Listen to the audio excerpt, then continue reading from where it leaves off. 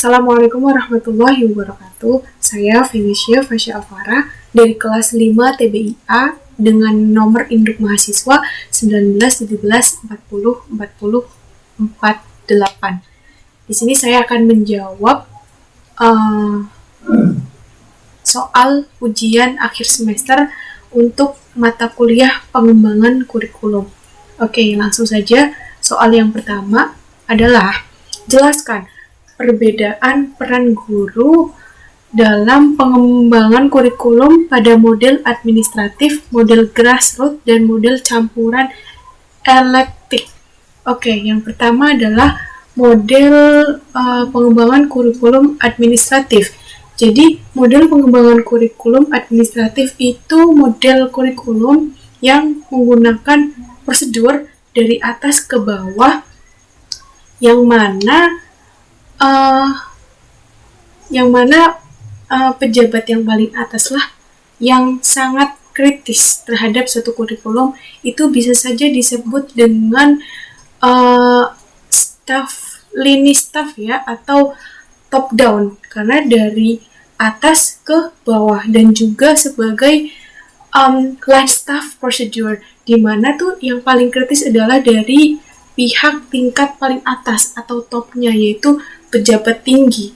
Nah, mereka pejabat-pejabat tinggi itu seperti membuat planning atau membuat rencana, menyusun rencana, menyusun sebuah pengembangan kurikulum bersama dengan para bawahannya, yaitu para lini staff, di mana lini staff itu adalah posisinya itu sebagai bawahannya.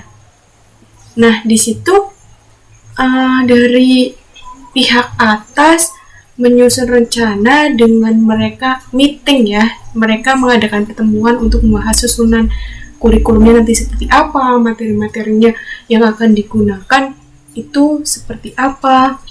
Kemudian setelah itu dibentuklah apa saja nih materi-materi yang mau diajarkan, apa saja metodenya, apa aja media pembelajarannya. Setelah itu panitia-panitia yang telah tergabung dalam pembentukan kurikulum itu nantinya merevisi apa aja nih yang akan nanti dijadikan sebuah kurikulum.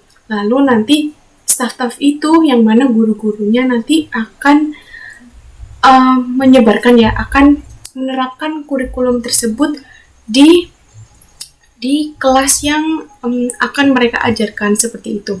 Kemudian dari tadi kan ada model administratif, kemudian ada model grassroots. Model grassroots itu kebalikannya dari model administratif, yang mana kalau administratif kan dari atas ke bawah, sedangkan kalau grassroots itu dari bawah ke atas. Jadi yang kritis, yang sangat dominan itu adalah dari guru-gurunya. Nah, di sini para guru-guru atau lini para staff atau button, kan ini grassroots kan button up, kalau administratif tadi top down, ini button up dari bawah ke atas, yang mana tadi guru-gurunya itu yang sangat kritis. Jadi para gurunya itu adalah sebagai bagian inti dari sebuah kurikulum.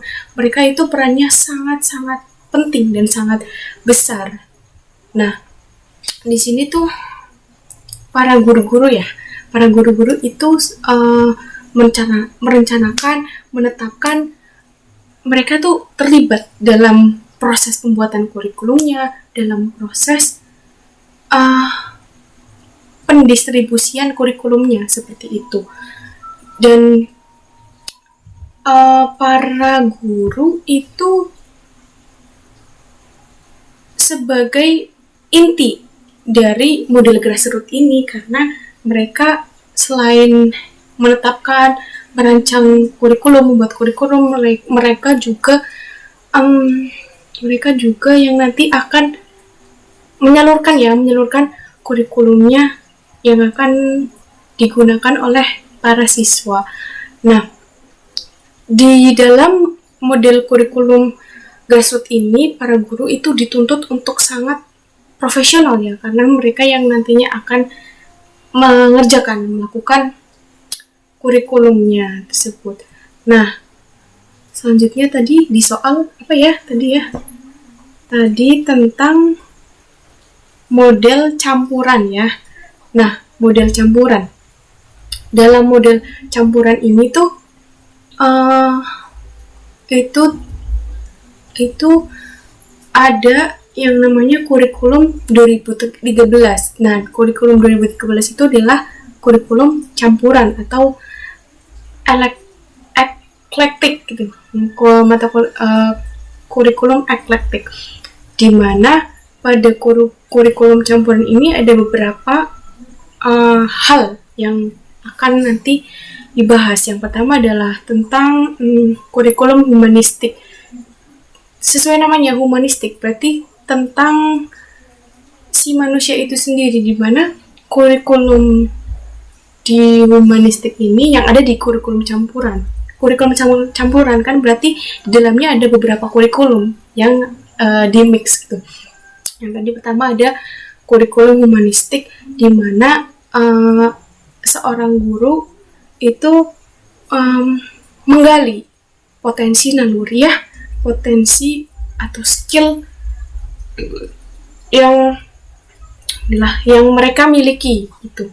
Jadi lebih ke arah yang dinamis ya, karena si individu pasti tuh setiap waktu skillnya, pengetahuannya pasti semakin banyak, karena di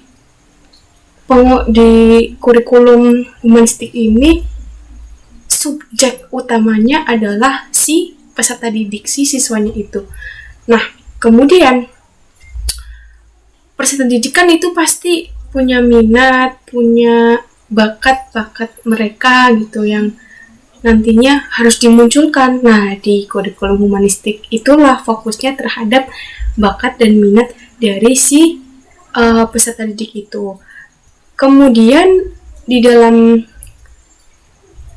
kurikulum campuran itu ada kurikulum rekonstruksi, di mana di sini untuk memperhatikan kurikulum rekonstruksi ya, rekonstruksi sosial. Ini rekonstruksi sosial yang mana nanti akan berkaitan dengan sosial, dengan masyarakat.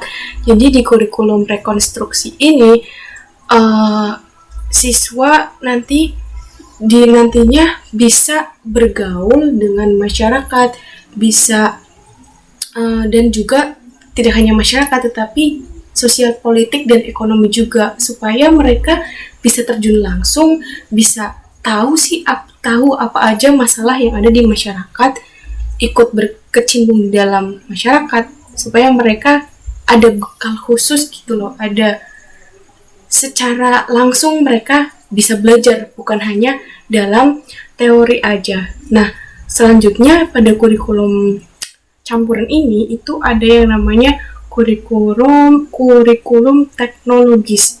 Sesuai namanya teknologis, berarti berkaitan dengan ilmu pengetahuan, teknologi, dan teknologis berarti berkaitan dengan seiring berjalannya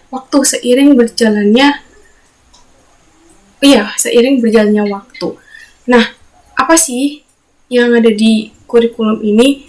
Jadi, pada kurikulum teknologis itu sangat sadar akan berkembangnya waktu. Seiring berkembangnya waktu, pasti teknologi juga akan semakin canggih, dan juga ilmu pengetahuan pun akan semakin berkembang seperti itu. Selanjutnya yaitu model kurikulum yang akademis, yang artinya mereka fokus terhadap teoritis tentang ilmu pengetahuan itu sendiri. Nah, peran guru di sini itu nggak cuman nggak cuman untuk menuntut mahasiswanya agar bisa mengetahui masalah-masalah yang modern saja, tapi yang lebih kompleks, mulai dari kehidupan di masyarakat, sosial, ekonomi, gitu-gitu, dan juga berkaitan dengan nilai budaya yang ada di daerah mereka masing-masing. Supaya apa? Supaya nanti bisa diwariskan kepada generasi yang selanjutnya. Nah, di sini peran guru itu sangat penting untuk menyelipkan ini materi yang berkaitan tentang sosial budaya, tentang masyarakat, tentang adat yang ada. Dan pada kurikulum teknologis ini itu kurikulum yang mana sangat mengedepankan kehidupan nasional. Jadi mengikuti tentang SK, terus KD, kemampuan dasarnya, silabus. Untuk apa? Untuk peserta didik bisa tahu kebudayaan yang ada, tahu cara mengelolanya, dan juga bisa bertoleransi tentang keberagaman yang ada di Bhinneka Tunggal Ika gitulah, yang ada di nasional, yang di Indonesia. Selanjutnya, soal yang nomor 2. Soal yang nomor 2 adalah jelaskan apa yang dimaksud dengan kurikulum Merdeka Belajar. Apa urgensinya untuk pendidikan di Indonesia, dan apa keunggulan dan kelemahan kurikulum tersebut. Nah, jadi kurikulum Merdeka Belajar ya, itu kurikulum yang terbentuk setelah adanya Pak Nadiem Makarim, yaitu Menteri Pendidikan Republik Indonesia yang sekarang. Jadi beliau itu merumuskan kurikulum Merdeka Belajar supaya para mahasiswanya, para siswa-siswanya, peserta didiknya itu bisa merdeka secara berpikir. Jadi menurut dari kurikulum Merdeka Belajar yang dilahirkan oleh Menteri Pendidikan kita, Pak Nadiem Makarim, itu setinggi-tinggi apapun level guru itu, kalau tidak mengedepankan dasar atau kompetensi dasarnya, basicnya, itu pembelajaran tidak akan pernah berhasil. Jadi Merdeka Belajar di sini bertujuan untuk dari basicnya dulu, gimana sih supaya pendidikan itu bisa maju, bisa lebih dinamis lagi, tidak pasif seperti itu. Jadi di Merdeka Belajar itu lebih dituntut untuk kebebasan dalam berpikir, kebebasan dalam berkritis, untuk supaya materinya itu nggak itu aja, tapi bisa lebih bervariasi. Kemudian apa sih urgensinya kurikulum Merdeka Belajar untuk Indonesia? Apa sih urgensinya? Apa sih pentingnya? Jadi pentingnya itu adalah yang tadi, mahasiswa atau peserta didik itu bisa secara bebas untuk berpikir. Mereka merdeka secara pikirannya, mereka bebas untuk menentukan ke arah mana yang mereka inginkan. Dan juga Nadiem Makarim, Menteri Pendidikan Indonesia, itu mengutip dari kata-kata dari Bapak Pendidikan Indonesia, yaitu Bapak Ki Hajar Dewantoro, yang mana pendidikan itu harus diketahui dari esensinya dulu, entah dari Sabang sampai Merauke, entah siapapun masyarakatnya itu harus tahu dulu esensi dari pendidikan, supaya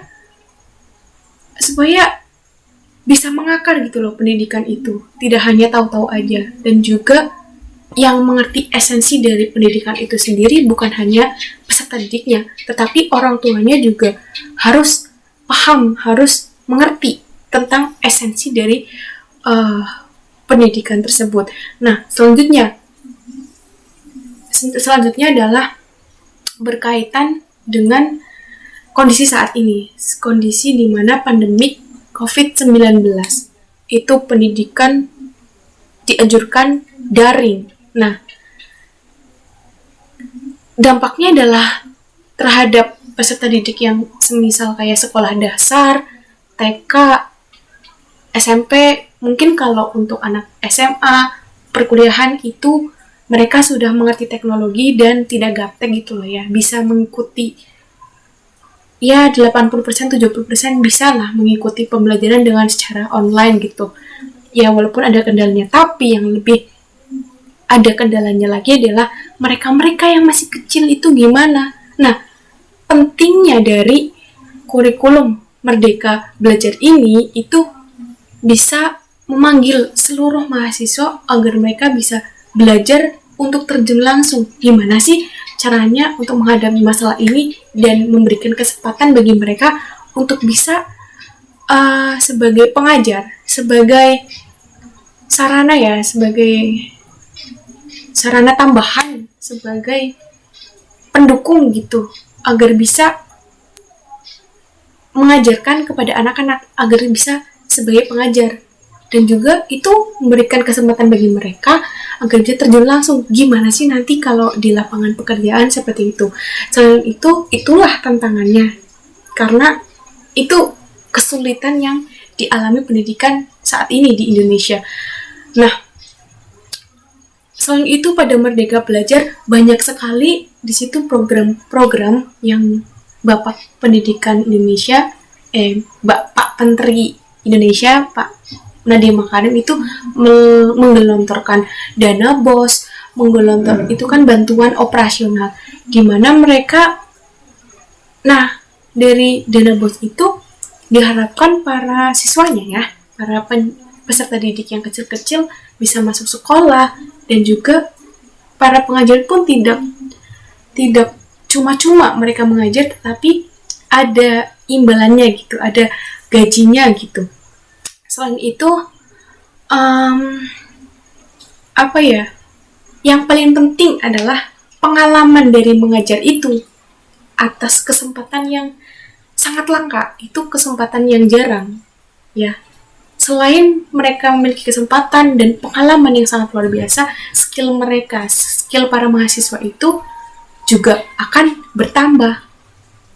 Tidak hanya itu, yang pendidikan di Indonesia yang tadinya sangat suram, yang sangat ngedown gitu karena COVID ini, perlahan mulai bisa stabil, bisa seperti biasa lagi karena adanya kurikulum Merdeka Belajar ini. Jadi kesempatannya itu bagi semua belah pihak itu bermanfaat seperti itu. Nah, apa sih kelebihan dan kekurangan dari Merdeka Belajar itu? Poin yang pertama adalah kelebihannya dulu ya. Kelebihan dari Merdeka Belajar. Yang pertama adalah fleksibilitas. Apa sih fleksibilitas yang di sini? Jadi, dunia pendidikan yang ada di kurikulum Merdeka Belajar itu tidak sempit gitu, tapi luas, fleksibel. Nggak cuman di kelas aja, nggak cuma di satu ruangan aja, tetapi bisa outdoor, di luar ruangan. Nah, yang mahasiswa tuh mikirnya pasti bosan di kelas terus karena kayak terbelenggu gitu. Dan karena adanya kampus mengajar ini, mereka dengan fleksibel dimanapun, dimana aja bisa belajar lebih dalam lagi. Apa sih sebenarnya peran mereka seperti itu? Kelebihan dari Merdeka Belajar selanjutnya adalah mereka bisa mendalami jurusan mereka, studi mereka.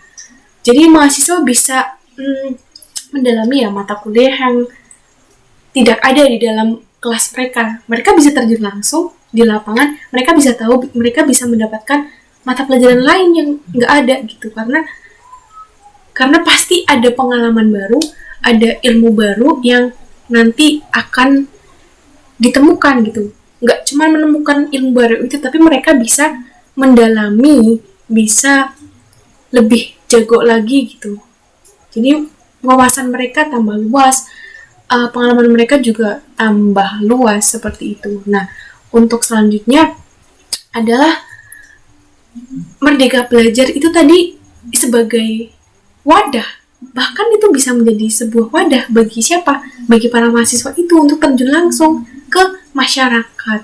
Karena kebanyakan dari mahasiswa bisanya hanya teoritis saja di dalam kelas, tapi untuk urusan interaksi dengan masyarakat itu nggak ada. Nah, di sini fungsinya Merdeka Belajar, para mahasiswa bisa terjun langsung, bisa berkomunikasi langsung dengan lingkungan masyarakat, dan itu adalah kenyataan, itu adalah dunia yang real gitu, yang nantinya setelah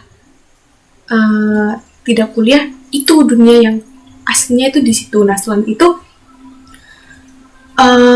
kurikulum Merdeka Belajar itu bisa memberikan manfaat ya, bisa untuk memberikan manfaat bagi mereka untuk mempersiapkan diri supaya di dunia kerja itu nggak kaget gitu loh, karena udah terbiasa, oh ini loh ada trainingnya, ada magangnya gitu, oh seperti ini menjadi guru, oh seperti ini dalam masyarakat, kehidupan di masyarakat, oh seperti ini masalah-masalah yang ada, seperti itu. Dan selain tadi ada kelebihannya, pasti ada kekurangan juga. Nah, kekurangannya di sini yaitu karena pada pandemi COVID-19 itu kan butuh kesiapan ya untuk dari planningnya kurikulum, untuk menerapkan kurikulum itu membutuhkan waktu yang banyak. Agar apa? Supaya persiapannya matang. Nah, dari kurikulum Merdeka Belajar ini dinilai kurang persiapannya itu kurang matang gitu. Jadi kayak masih belum sesuai dengan apa yang seharusnya gitu, karena masih banyak program-program yang masih diubah-ubah, kurang pas, kurang apa lagi ya, research-nya itu kurang dalam, seperti itu. Nah, kekurangan yang lain adalah pendidikannya dan pengajarnya itu belum terkoneksi dengan baik, belum saling berhubungan. Misalnya di kampus Merdeka ya, di Merdeka Belajar, kan ada kayak kampus mengajar gitu-gitu, yang notabene mereka sebagai jurusan guru, mereka mungkin dengan mudah ya untuk mengajar gitu, karena basic jurusan mereka adalah seorang jurusan guru, tarbiyah keguruan gitu. Tapi bagaimana dengan mereka yang bukan dari jurusan keguruan, jadi kayak belum termatch dengan baik gitu. Misalnya jurusan teknik industri tapi mengajarnya anak SD, ya kurang. Kecuali kalau jurusannya PGMI mengajarnya SD, itu mungkin bisa terhubung ya, terkoneksi gitu. Nah, kekurangan selanjutnya itu adalah ada yang tadi sih, dari segi persiapan dari segi waktunya, dari segi itunya, dan sekarang adalah dari segi sumber daya manusianya yang kurang struktur.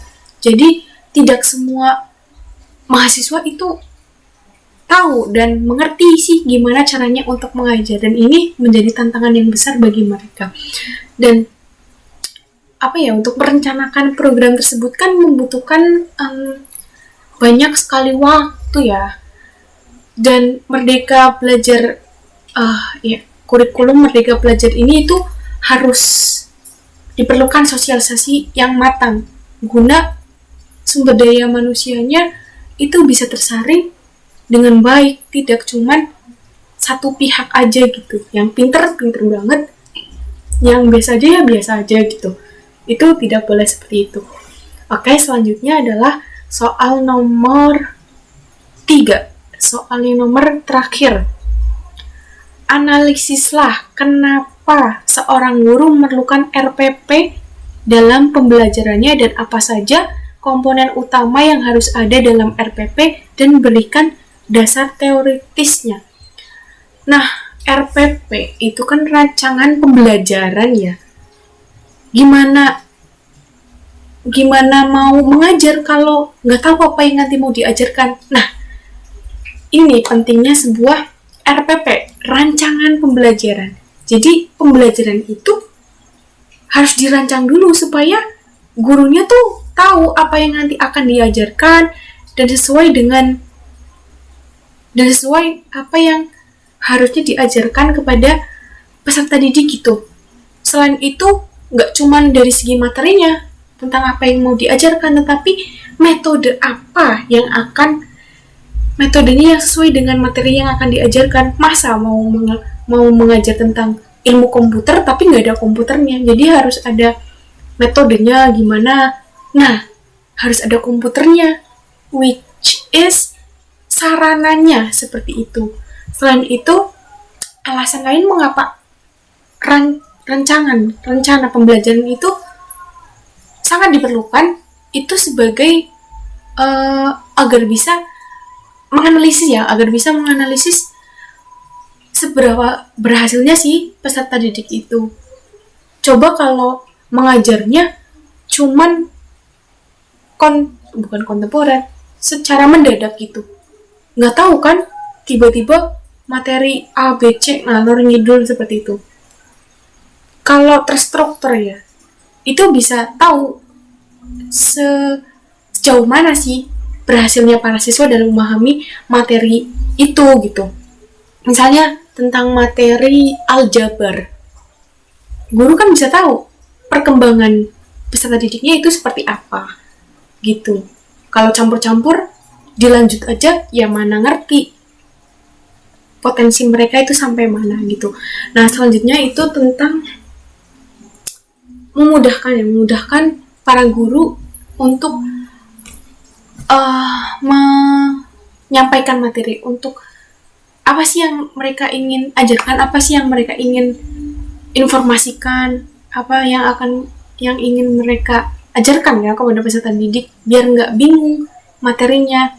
Misalnya jadwal hari Senin, guru A mengajar tentang bagian-bagian dari kerangka manusia misalnya. Di situ guru akan secara rinci mengajarkan, oh ini ada telapak tangan, oh ini ada mata, ini ada kepala, ada tengkorak, ada rangka-rangka, tulang rusuk dan sebagainya. Itu supaya penyampaian materinya mudah. Kalau mendadak kan, aduh hari ini aku harus ngajar apa ya? Nah itu kalau tidak dipersiapkan malah jadi menyusahkan, nggak tahu akan menyampaikan apa. Selanjutnya, kelebihan dari alasan dari RPP itu untuk pembelajarannya itu semakin sistematis, supaya pembelajarannya itu teratur gitu loh, terstruktur. Karena sudah terstruktur, karena RPP itu kan ada nantinya ada materi apa aja, ada materi apa aja, ada apa sih, menggunakan apa aja, kan terstruktur, nggak acak-acakan seperti itu. Jadi harus terstruktur. Selain itu, penggunaan RPP juga sangat menghemat waktu, menghemat tenaga. Nggak perlu capek-capek nyari sebanyak materi apapun, karena sudah tercatat di RPP materi A, B, C. Dan nggak perlu, kalau mendadak misalnya, hari ini aku pengen ngajar tentang kerangka manusia, harus nyari gambarnya dulu, kan itu banyak tenaga. Kalau sudah dipersiapkan dari jauh-jauh hari, oh sudah ada kerangkanya, sudah ada materinya, tinggal diajarkan saja. Jadi menghemat waktu, menghemat tenaga, seperti itu.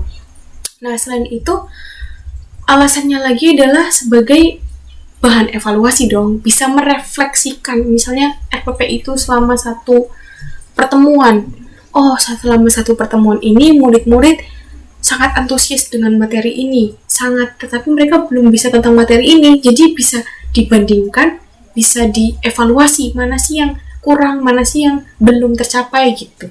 Itu alasannya mengapa RPP, rencana pembelajaran itu amat penting sekali untuk guru bisa buat. Nah, di soal terakhir itu ada apa, kan ditanyakan tentang apa sih komponen-komponen dari RPP itu dan dasar teorisnya itu apa. Nah, jadi komponen dari RPP itu menurut Undang-Undang Nomor 22 Tahun 2016 itu ada 13 komponen ya. Ada identitas sekolah, ada identitas mata pelajaran, ada identitas materi, subtema, kelas, semester, materi pokok, terus waktunya, media pembelajarannya, uh,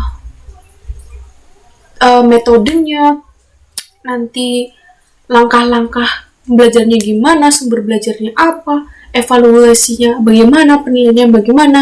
Itu adalah dasar dari komponen utama dalam RPP menurut Undang-Undang Nomor 22 Tahun 2016.